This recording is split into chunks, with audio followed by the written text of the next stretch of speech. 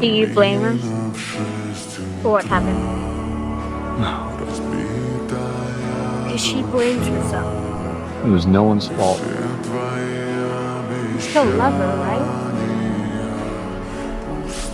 Of course I did. You should tell her.